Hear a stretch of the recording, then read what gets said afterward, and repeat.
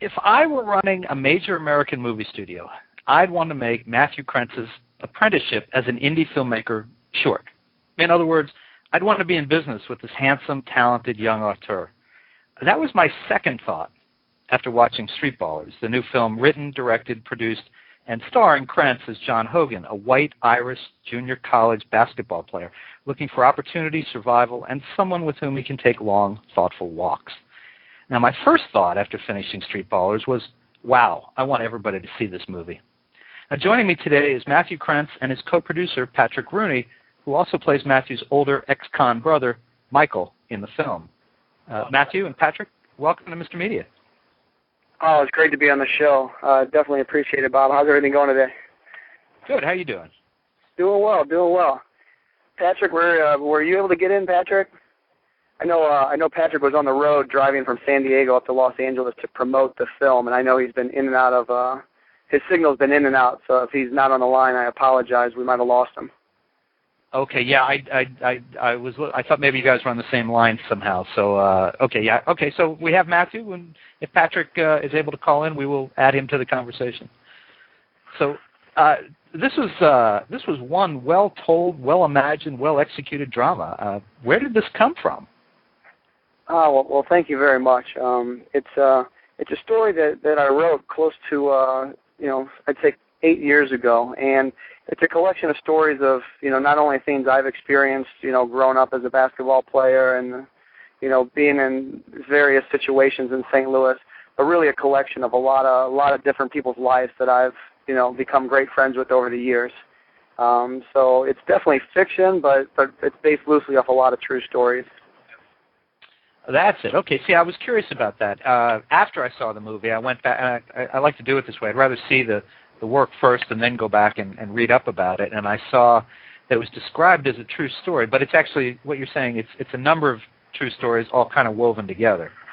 Yes, exactly. I think, when tackling the subject matter, I made a list of very specific items, locations, and places that I could pull off on an extremely modest budget in St. Louis. It's amazing, especially to hear that, because there's so many well-told stories that kind of thread in and out here. There's the relationship between your character and Jimmy McKinney's character, and I guess I should point out that what I'm talking about is the two leads are a white Irish kid in junior college, plays basketball, and a African-American kid in junior college basketball, and their teammates. And the film kind of takes their relationship from start to finish, and then each has his own relationships. You have more, it seems. You with your brother, and I was a little confused. Is Kat your mother in the film?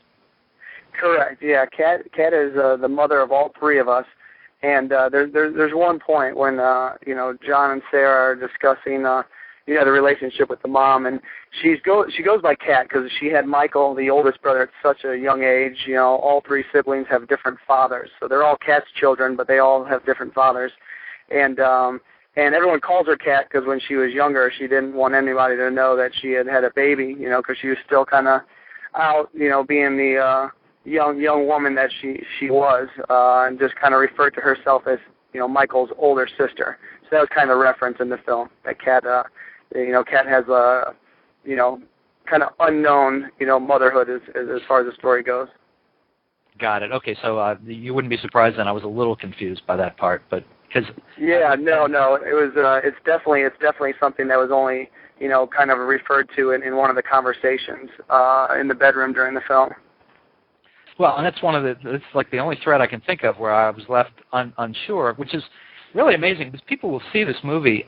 There are all these different storylines that are interwoven, and that's the amazing thing is that they're interwoven so masterfully. I thought you would think if I didn't know that you had done this, I would expect this would be someone in their 40s or 50s who'd lived a lot and told a lot of stories, done a lot of movies, and where's your background for doing this? You didn't pick this all up on the basketball court. No, not by any means. It's funny because I picked when I wrote this script, it was the third feature film I had written, and I didn't want to tackle subject of basketball because it was something very special to me. I spent all my years growing up playing and all. I've played in neighborhoods where I was the only white player, and I've been in situations that were a bit unique. More importantly, the city of St. Louis is a very divided city, and so I wanted to tackle issues that were socially conscious and brought to light some of the conversations that are usually only had in the household or bars or, on both sides of the tracks. That's kind of that hidden racism. So when writing this story, I really wanted to make sure that I had, workshopped short films, commercials, short videos, films, and written a handful of projects. So I didn't go to film school. I went to school and played basketball, and I graduated with an international business and marketing degree and started buying the books that professors at some of the major film institutes recommended at their classrooms. So I just made a few calls to people and found out what books were in their curriculum, and essentially went to the bookstore. And I didn't purchase the books because I didn't have any money. I just went there and read them and took notes, and kind of used local bookstores as a library. And then I immediately applied for an internship out at Sundance Institute because I didn't know one filmmaker, not one, literally. So I moved out to Utah and I took an internship at the Sundance Institute, and then later was invited to work at the filmmakers labs on Robert Redford Resort. And they wouldn't let me on set because I had no background, so I applied as a driver. Then from a driver, I went to an intern, and then 5 years later, they offered me the head of the entire art director program to run the institute from an art direction standpoint. So it was really just surrounding myself with extremely talented writers, directors, and actors, and I literally was a fly on the wall at every opportunity I'd sit in and just listen. I spent a lot of time listening to a lot of talented filmmakers. Well, you're certainly a good example of you give the right person an opportunity or a foot in the door, they will observe and they will learn. I mean, tell me where you're at with the movie now.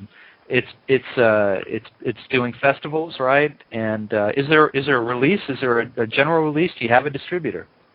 Well, actually, we did the festival tour in 2008. And we premiered at the Hollywood Black Film Festival. Then we went on to play in Los Angeles, St. Louis, Detroit, Philly, New York, North Carolina, and Nashville. And in that tour, we won a number of awards, including Best Cinematography, Best Dramatic Feature, Audience Choice Award, Jury Awards. And we used that to kind of garner enough attention. And we were approached by a few distributors. I didn't like the offers they put out. Given the state of the independent market right now, it's probably in the worst state it's been in the history of independent films. So I started learning quite a bit about self-distribution and what opportunities were out there for independent filmmakers. So I passed on a few offers that wouldn't get my investors their money back or release the film in the capacity that I thought it deserved. So we spent the last 8 months, myself, Craig Thomas, actor-producer in the film. He plays the role of Damon. I'm actually in the car with him right now. We just arrived in L.A. And Patrick Rooney put all our heads together and decided we were going to self-distribute it theatrically. So we opened in St. Louis on August 21st. We figured it was best to book in our hometown to show we could put up the numbers and we had a following, and built a huge campaign nationally supporting a kind of tour we were going to take. So we opened in St. Louis at a megaplex called Warenberg Ronnie Cinema in the landmark Tivoli Theater, which is somewhat unprecedented for an independent film to open in theaters without a major distributor. But we opened number 9 out of 118 for per screen average in the country, according to Variety, just behind District 9, and we opened on the same weekend as Inglourious Bastards. And since we did so well in St. Louis, we were invited to premiere the film in Hollywood at the Man Chinese 6 Theater on Hollywood Boulevard. Wow. So it's extremely prestigious. A lot of my mentors and friends in L.A. still couldn't believe that we were able to open the film in L.A. So we're out here in Los Angeles. We arrived just this morning, and we're going to be out here for a weekend and a half promoting the film, and then we open on September the 25th in Hollywood. So one of my goals was if you get a week run in L.A. and you meet all the necessary requirements, we have all the requirements ready, we can submit to the Academy for consideration in the 2010 Academy Awards. Wow! So this, it's an underdog story from beginning to end. I met with studios about this script, I'd say 7 years ago. I met with Universal. I met with a number of great production companies that loved the story, and they said, there's no way, we're going to let a 24-year-old first-time feature film director, one, direct it, two, play the lead in the film. So I kind of, said, well, thank you for your time. I'm going back to St. Louis and bought books on writing business plans for independent films and raised the money and shot a trailer over the course of the next 4 years. So it's been a passion project, to say the least, for all of us. How have you earned a living over this period of time? Have you held another job? Yeah, I've been working a number of jobs. I'd say, when I wrote the script, I was running forklifts at a Anheuser-Busch beer distributor, and just paying my way, working in a warehouse, running forklifts, and then doing my filmmaking on the side. And then after the script was written and I needed to dedicate, more than 40 hours a week to just the project, I started waiting tables at a nice restaurant about 25 hours a week. So it still allowed me close to 50 hours a week to work on the project and really handle everything necessary to put this team together. Now, all the things that you've talked about so far apply to behind the scenes. You writing it, directing it, producing it, but the crazy thing is that you star in this movie on top of all that, and I make it a point not to suck up to people or kiss up to them, but I mean you carried what could easily be a major motion picture. How did you do that? Where did you get the background for that, or you just showed up and directed yourself and pulled it off? Yeah, I think I had lived with the project for so long that I knew how I wanted to execute it, not only from a technical standpoint, but from a performance standpoint as well. I had acted once prior in a short film I did. I did an AIDS awareness piece in 2004 that played at a number of festivals, and I wrote, produced, directed, and played the lead in it. And it was really my film school, because it was, I learned how difficult it was, and I could anticipate, the emotional stress. On one hand, you got to make sure that you're coming in with budgets and making sure that you make your 12-hour day, or else you're paying union overtime wages. And at the same time, you got to be in a happy, go-lucky kind of playful romantic scene. So that is challenging. So I just had to be prepared for that mentally. And I really had a great team around me. I mean, the guys, the other actor producers on the film, they were tremendous as far as carrying a lot of the burden while we were on set, and just helping to get things done on a daily basis. So yeah, and then the rehearsal process. I made it mandatory that everyone had all their lines memorized in the audition process. So if there was 4 actors up for one role, I made them memorize 11 pages of material, because I wasn't gonna waste any time with people trying to learn the script once we were on set. So months were spent in the rehearsal. I kind of treated it as a stage play, more so than just a week-long, here, meet your actors, and you're on set. I'm looking at the back of the DVD copy that I have here, and is Jimmy McKinney the only non-double hyphenate in your group? Obviously, you and Patrick and Craig all in the movie. Yeah. Yeah, for the most part. I'd say that, there's another producer on the film, Vernon Whitlock. He just produced. And then Nick Garner, the cinematographer, as much as he wanted a role, we needed him to work the camera. So it's, but yeah, for the most part, Craig, Patrick, and I,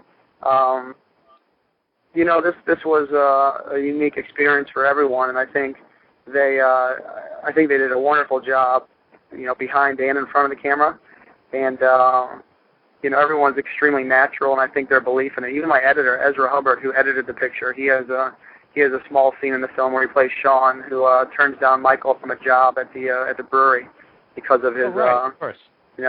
So yeah, there was a number of people that had to carry a number of workloads, but when people are invested, I know they're going to show up. I kind of just tell people, I casted myself in the role because I knew I was going to show up every day to work. Well, I have. Patrick hasn't joined us, but I have a little bit of audio, and this is from early in the film when you and Kat and the young lady who plays your sister go to the prison to pick up Michael, who's just been released, I think, after 5 years in prison. So let's give a listen to this, and we'll come right back. Oh, okay. Quiet. Oh, hey. You remember your older brother, Michael? Are you going to say hi to him? There she is. Look how big you've gotten. What are you, 20? Are you 20 years old now? At least 20. Yeah, 20. How old are you? 8. You're 8 years old? You sure you still remember me? I remember when I used to walk you around the lake at the park. Yeah, tell her what you used to do, Mikey. Tell her how you used to drink a whole lot and then you killed a kid who lived up the street from us.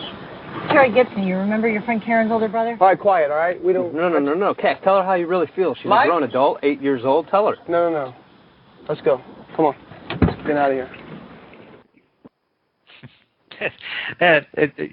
People haven't seen the movie yet. That captures a whole lot of what's to come in this film. The whole story thread about your older brother, who's played by Patrick Rooney, having killed this kid years earlier and gone to prison, and it's fascinating the way it unfolds. I'm watching the film, knowing it's an indie and it's done by someone who hasn't done 16 of these. I kept waiting for, okay, it's all going to unravel here. It's all going to fall apart here.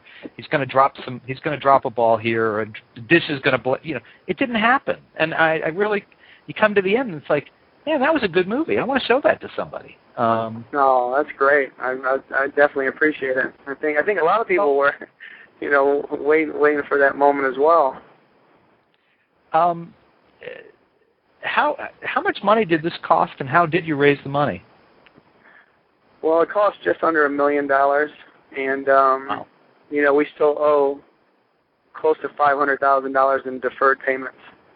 So we were able to get a lot of key members who are instrumental, everything from the athletes to to some of the some of the crew members, the key crew members, all the producers. Obviously, I wrote it, produced it, directed it, so I don't make anything off it until all the investors are paid back 110% of their investment. So raising the money was difficult. I probably cold called over 1,000 people. If you owned a professional sports team, a stadium, a business in town, I just write letters. I had a business plan together. Craig Thomas and I shot a trailer. The original trailer is very similar to the theatrical trailer that we're using now, but it has all different actors. It was shot on a different camera, very low budget. I think the initial trailer cost me $1,200, and we shot that on weekends over the course of 3 months. And we used that trailer to give everyone a very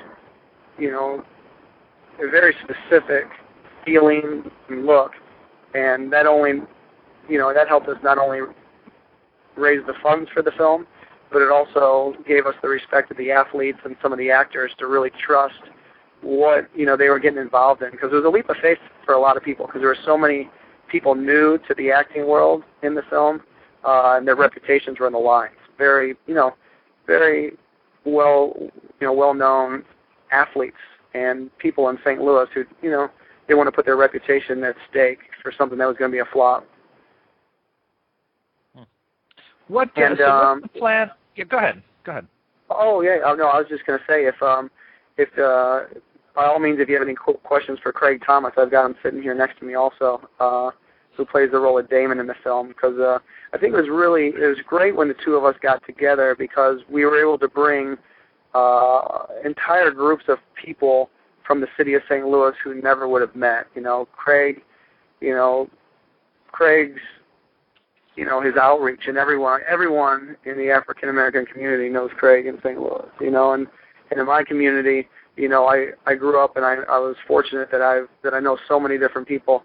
And when Craig and I met, it just made sense that we were able to really make this a unique film that not only brings a diverse group of people together in the theater, but we also had that threaded through our production team, just to make sure we are representing what the themes of our film were. Is unity and telling a story of people working together. Mm-hmm. Well, actually, I'm going to take you up on Craig in just a minute. I want to ask you another question cool. too. Tell me about Jimmy McKinney, and tell me about, I guess it's Adrienne Perez who plays your sort of girlfriend who wields the air gun? Yes. So Adriana Perez is a is a girl that grew up probably just in St. Louis, just South Grand, not far from where I live currently. And she's a young actress who had done a number of musicals and drama, but nothing ever in the film standpoint. And she's now graduating from a performing arts school here in Los Angeles. And then Jimmy McKinney is just a star athlete. You know, he's one of the best basketball players ever to come out of St. Louis. He was a star player at Mizzou, who's currently playing professional basketball in Frankfurt, Germany for the Deutsche Bank Skyliners. The interaction between the two of you and Craig, frankly, at the end, I just thought, gee, I'd like to see kind of a buddy film, another buddy film with these two guys in it, because you have it's a very calm rapport. It's a very, there's a certain emotional depth between the two of you that comes across, and it's a nice match. You know what? Well, let me talk to Craig for a minute, and then I'll bring you back on. We'll wrap up. Yeah, no, it's great. Thank you. Here's Craig. Okay. Hey, Bob, how you doing? I'm okay. How about yourself? Doing well. I'm glad you're there. One of the things that was interesting to me was the change in your character, and I don't want to give anything away, that's any kind of plot thing, but your character is one that really grows through the film. Jimmy McKinney, who plays your brother, he grows as well. Of course, something happens there, but your character shows a tremendous growth and development from when we first meet him to the end. Tell me about being in this movie, and both in front of the camera and behind. The in front of the camera part was really just, it was a learning experience for me. It was just really fun, and Matt did a great job at kind of pinpointing us as far as what he wanted us to do or what he wanted us to say. He kind of just let us be ourselves as far as getting the point across, and we shot it until he was comfortable with what came out on camera.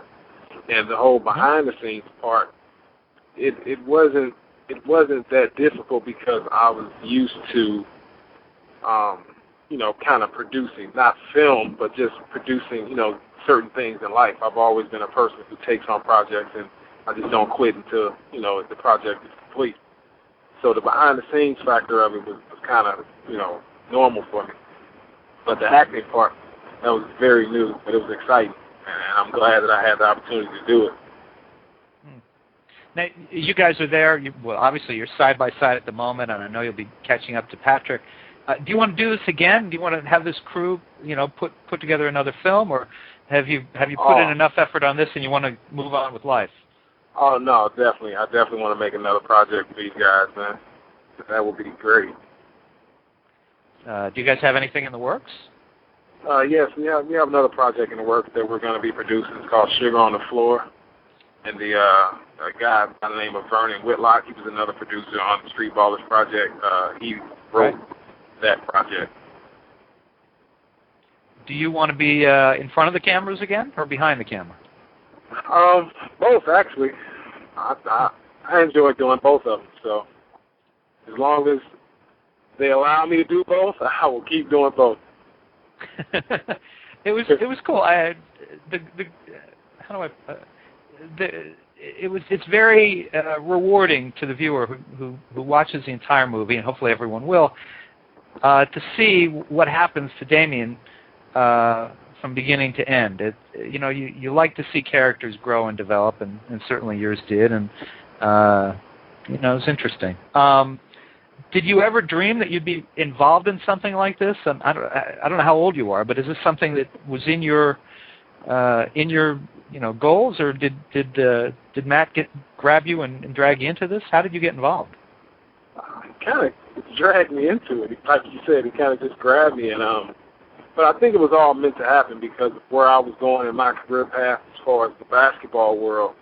I was very driven in the whole world of representing athletes and getting a good group of guys and representing them. And it just so happened that Jimmy McKinney was one of the guys who I was recruiting at the time, and so it kind of all worked out. So I think it was designed from the beginning before Matt and I ever even met.